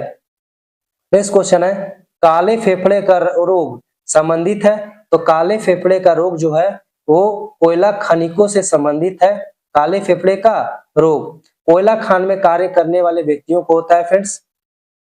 कोयला खदानों में काम करने वाले लोगों में काले फेफड़े का रोग होता है। ब्लैक लंग डिजीज सामान्य इसे न्यूमोनियोसिस के रूप में जाना जाता है। यह रोग तांबा होता है जब कोयले की धूल अंदर होती है। फ्रेंड्स, इस प्रकार के क्वेश्चन तैयारी 1 वाला क्वेश्चन में भी आया था, इसलिए फ्रेंड्स इसका विस्तृत अध्ययन आप जरूर पढ़िए। तैयारी 1, तैयारी 2 और तैयारी 3 के जितने भी क्वेश्चन है जो आए हैं 1 to 5 प्राइमरी टीचर्स में, आप बिल्कुल पढ़िए। चलिए नेक्स्ट क्वेश्चन की ओर बढ़ते हैं। तेल स्किल क्या है? तो तेल स्किल जो है यह समुद्र की सतह पर तेल की पतली फिल्म है। तेल स्किल क्या है? तेल जो है समुद्र की सतह पर तेल की पतली फिल्म है। विस्तृत अध्ययन देख लेते हैं। तेल स्किल जो है समुद्र की सतह पर तेल की पतली फिल्म है। यह एक प्रकार का जल प्रदूषण है जो मानवीय गतिविधियों के कारण तेल के पानी में रिसाव के कारण पर होता है। नेक्स्ट क्वेश्चन है WWF world wild life fund का पशु चिन्ह क्या है? तो इसका पशु चिन्ह जो है विशालकाय पांडा है। वर्ल्ड वाइल्ड लाइफ फंड का जो चिन्ह क्या है? तो विशालकाय पांडा है। विस्तृत अध्ययन देखते हैं। वर्ल्ड वाइल्ड फंड का पशु चिन्ह जो है विशालकाय पांडा है। यह एक अंतर्राष्ट्रीय गैर सरकारी संगठन है। इसकी स्थापना वर्ष 1961 में स्विट्जरलैंड में एक धर्मास्थ ट्रस्ट के रूप में हुई थी। यह विश्व का सबसे बड़ा स्वतंत्र संगठन है जो पर्यावरण के संरक्षण, शोध एवं पुनर्स्थापना के लिए कार्य करता है। नेक्स्ट क्वेश्चन है शुद्ध पानी की तुलना में अशुद्ध पानी का कथनांक क्या होता है? तो शुद्ध पानी की तुलना में अशुद्ध पानी का कथनांक जो होता है बढ़ जाता है। कथनांक बढ़ने का अर्थ होता है फ्रेंड्स, ये जो है प्रैक्टिस सीरीज में, साइंस प्रैक्टिस सीरीज में मैंने बहुत बार बताया, आप उसे जरूर देखिए फ्रेंड्स। लगभग 1500 क्वेश्चन जो अपलोड किए गए साइंस प्रैक्टिस के, पूरा कंफ्यूजन क्लियर हो जाएगा फ्रेंड्स। बेसिक से उसे बनाया गया था, तो जो प्रैक्टिस सेट है उस बेसिक तरीके से बनाया गया फ्रेंड्स। बार बार क्वेश्चन को 2-3 बार रिवीजन किया गया ताकि आपको याद हो जाए फ्रेंड्स। इसका मतलब अशुद्ध पानी का कथनांक बढ़ने का मतलब होता है कि अगर 100 डिग्री सेल्सियस पर पानी उबलता है तो ये 105 या 110 पर उबलेगा, जिससे क्या होगा फ्रेंड्स, इससे क्या होता है अशुद्धि मिलाने से खाना जल्दी बनता है। जैसे दबाव बढ़ाने से क्या होता है कथनांक बढ़ता है। नमक मिला देते हैं पानी में तो क्या होता है उसका कथनांक बढ़ता है। विस्तृत अध्ययन देख लेते हैं। शुद्ध जल की तुलना में अशुद्ध जल का कथनांक बढ़ जाता है। ऐसा इसीलिए है क्योंकि पानी में अशुद्धियां वाष्प के दबाव को कम कर देती है, जिसका अर्थ है कि कथनांक तक पहुंचने के लिए अधिक ऊष्मा की आवश्यकता होती है। उल्लेखनीय है कि शुद्ध जल का कथनांक 100 डिग्री सेल्सियस होता है। नेक्स्ट क्वेश्चन है ओजोन छिद्र अधिक स्पष्ट होता है। तो ओजोन छिद्र जो है अधिक स्पष्ट होता है, ये पूछा जा रहा है। तो ओजोन छिद्र जो है दक्षिणी ध्रुव पर जो है अधिक स्पष्ट होता है, दक्षिणी ध्रुव पर अधिक स्पष्ट होता है। इस प्रकार ऑप्शन इसका ई जो है बिल्कुल सही होगा। विस्तृत अध्ययन देख लेते हैं फ्रेंड्स, क्योंकि ऑप्शन में कोई नहीं है, दक्षिणी ध्रुव नहीं दिया गया। विस्तृत अध्ययन है दक्षिणी ध्रुव पर ओजोन छिद्र अधिक स्पष्ट है। समताप मंडल में ओजोन का अपक्षय विस्तृत रूप से होता रहता है, लेकिन यह अपक्षय अंटार्कटिक क्षेत्र में विशेष रूप से अधिक होता है। इसके फलस्वरूप यहाँ काफी बड़े क्षेत्र में ओजोन की परत काफी पतली हो गई है। ओजोन छिद्र पृथ्वी की सतह से 15 से 30 किलोमीटर के बीच समताप मंडल में पाया जाता है। नेक्स्ट क्वेश्चन की ओर बढ़ते हैं फ्रेंड्स। नेक्स्ट क्वेश्चन है एक साबुन एवं डिटर्जेंट स्रोत है। साबुन एवं डिटर्जेंट क्या स्रोत है? कार्बनिक प्रदूषण के जैसे कि किसका स्रोत है? तो ये स्रोत है ग्लिसरॉल का, पॉलीफॉस्फेट का, सल्फोनेटेड हाइड्रोकार्बन का स्रोत है। तो साबुन और डिटर्जेंट जो है किसका स्रोत है? ग्लिसरॉल का, पॉलीफॉस्फेट का और सल्फोनेटेड हाइड्रोकार्बन का स्रोत है। इस प्रकार ए, बी और सी ऑप्शन जो सही है, जिसके कारण फ्रेंड्स उपयुक्त में से एक से अधिक ऑप्शन डी इसका बिल्कुल सही होगा। विस्तृत अध्ययन देख लेते हैं। ग्लिसरॉल, पॉलीफॉस्फेट और सल्फोनेट हाइड्रोकार्बन ये सभी साबुन और डिटर्जेंट में प्रदूषक होते हैं। गौरतलब है कि साबुन बनाने के लिए आवश्यक वसा और तेल पौधा और जानवरों से निकाले जाते हैं और इसे ट्राइग्लिसराइड बनाने के लिए वसा के प्रति अणु में 3 फैटी एसिड अणु मिलाए जाते हैं। इस प्रकार संदर्भित प्रश्न में एक से अधिक विकल्प सत्य है। फ्रेंड्स, जिस तरह आप बड़े यूट्यूबर्स को फॉलो करते हैं फ्रेंड्स, सब्सक्राइब करते हैं, उन्हें सपोर्ट करते हैं, उसी प्रकार छोटे यूट्यूबर्स को भी आप सपोर्ट कर सकते हैं फ्रेंड्स। वीडियो बनाने में बहुत मेहनत लगता है फ्रेंड्स, आप सपोर्ट कर सकते हैं सब्सक्राइब करके, लाइक करके, शेयर करके, बेल आइकन जरूर प्रेस करके कर सकते हैं फ्रेंड्स। चलिए नेक्स्ट क्वेश्चन की ओर बढ़ते हैं। ऑटोमोबाइल निकास एग्जॉस्ट का सबसे खतरनाक धातु प्रदूषक है। तो ऑटोमोबाइल से निकास एग्जॉस्ट का सबसे खतरनाक धातु प्रदूषक जो है वो सीसा है। विशेष अध्ययन देखते हैं। सीसा ऑटोमोबाइल निकास का सबसे खतरनाक धातु प्रदूषक है। इसका शरीर पर विभिन्न प्रतिकूल प्रभाव पड़ता है, जिसमें न्यूरोलॉजिकल, गैस्ट्रोइंटेस्टाइनल प्रभाव शामिल है। नेक्स्ट क्वेश्चन है, अधिक ऊंचाई पर उबलता हुआ पानी में सब्जियों पकाने में अधिक समय लेती है, क्योंकि इसका मुख्य कारण क्या है? तो इसका मुख्य कारण जो है, ऊंचाई बढ़ने पर उबलते हुए पानी का तापक्रम क्या होता है? घटता है। पानी का तापक्रम जो है घटता है। फ्रेंड्स बहुत बार बताया साइंस प्रैक्टिस सीरीज में, आप देखिए, उसे जरूर देखिए। फ्रेंड्स जब भी हम ऊंचाई पर जाते हैं तो दबाव जो होता है कम होता है। जब दबाव कम होगा, दबाव कम होने से क्या होता है? क्वथनांक जो होता है पानी का वो क्या होता है? घट जाता है, जिसके कारण क्या होता है? खाना जो होता है देर से पकता है। इस प्रकार ऑप्शन बी इसका बिल्कुल सही होगा। इसी तरह देख लेते हैं। अधिक ऊंचाई पर उबलते हुए पानी में सब्जियां पकाने में अधिक समय लेती है, क्योंकि इसका मुख्य कारण जो है यह है कि ऊंचाई बढ़ने पर उबलते हुए पानी का तापक्रम घट जाता है। नेक्स्ट क्वेश्चन है फ्रेंड्स, नीचे दिए गए शब्दों को एक सार्थक शब्द के क्रम में हमें बिठाना है। कौन कौन से शब्द पहले आएंगे? तो पहले कोई व्यक्ति फ्रेंड्स उसके द्वारा अपराध किया जाता है, तो पहले अपराध को पहले 1 नंबर पर रखेंगे। उसके बाद उसके द्वारा क्या किया जाएगा? तो पुलिस आएगा उसे पकड़ने के लिए, पुलिस के द्वारा फिर न्यायालय में प्रस्तुत किया जाएगा, तो वहां पे न्याय होगा। न्याय के बाद उनसे निर्णय मिलेगा। इस प्रकार फ्रेंड्स आप ये ध्यान रख लिए, पहले किसी व्यक्ति के द्वारा अपराध किया जाएगा, पुलिस पकड़ कर ले जाएगी। कहां पर ले जाएगी? पुलिस पकड़कर थाना के बाद उसके न्यायालय में प्रस्तुत करेगी। न्यायालय में प्रस्तुत करने पर उन्हें न्याय दिया जाएगा या निर्णय उसका लिया जाएगा। इस प्रकार फ्रेंड्स इसका ऑप्शन जो है सी बिल्कुल सही है। फ्रेंड्स ये रीजनिंग टाइप के क्वेश्चन है, इसे आप ध्यान रखें। फ्रेंड्स इसे देख लेते हैं। अपराध के बाद पुलिस आएगी, पकड़ कर ले जाएगी, फिर न्यायालय में ले जाया जाएगा, निर्णय हो जाएगा, निर्णय के बाद उसे दंड दिया जाएगा। फ्रेंड्स इस प्रकार से जो क्वेश्चन थे 135 क्वेश्चन सॉल्व कर दिए गए। फ्रेंड्स ये क्वेश्चन फ्रेंड्स रीजनिंग के थे, और फिर भी मैंने सॉल्व कर दिया है। तो 147 से लेकर फ्रेंड्स 134 क्वेश्चन तक जीके जीएस है, जिसे हमने अच्छे तरीके से, विस्तृत तरीके से अध्ययन किया है। आप अगर इसका रिवीजन करेंगे फ्रेंड्स तो पक्का आपको याद भी हो जाएगा। आपको बहुत तरीके पता चलेंगे किस तरह के बीपीएससी क्वेश्चन पूछ रहे हैं प्राइमरी टीचर में, या तैयारी 1 में पूछे गए, तैयारी 2 में पूछे गए, तैयारी 3 में पूछे गए। तैयारी 1 का भी वीडियो अपलोड है, उससे जाकर जरूर देखें। फ्रेंड्स थोड़ा सपोर्ट कर दीजिए, लाइक कर दीजिए, सब्सक्राइब कर दीजिए और बेल आइकन जरूर प्रेस कर दीजिए, ताकि नोटिफिकेशन आपको जा सके। फ्रेंड्स धन्यवाद।